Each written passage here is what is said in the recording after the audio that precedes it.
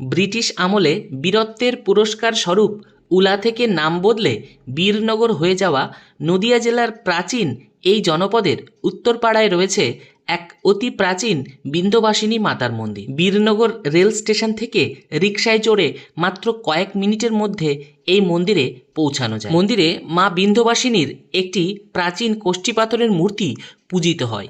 লোকবিশ্বাস অনুযায়ী আগে এই মূর্তিটি মন্দির প্রাঙ্গণের এক বিশাল প্রাচীন বটগাছের নিচে উন্মুক্ত অবস্থায় পূজিত হতো।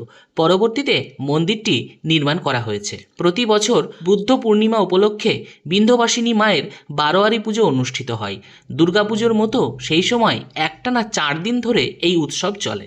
এটি বীরনগর অঞ্চলের সবচেয়ে বড় সামাজিক ও ধর্মীয় অনুষ্ঠান। স্থানীয় লোকবিশ্বাস অনুযায়ী এটি অত্যন্ত জাগ্রত মন্দির, যেখানে মানত করলে মা ভক্তদের কখনো খালি হাতে ফেরান না। বিন্ধ্যবাসিনী মায়ের প্রতিমার একটি বিশেষ বৈশিষ্ট্য রয়েছে।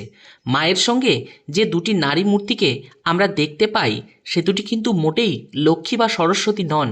এনারা হলেন মায়ের 2 সখী জয়া ও বিজয়া। প্রতি বছর মায়ের বারোয়ারি পুজো উপলক্ষে মন্দির সংলগ্ন মাঠে এক বিশাল মেলা অনুষ্ঠিত হয়।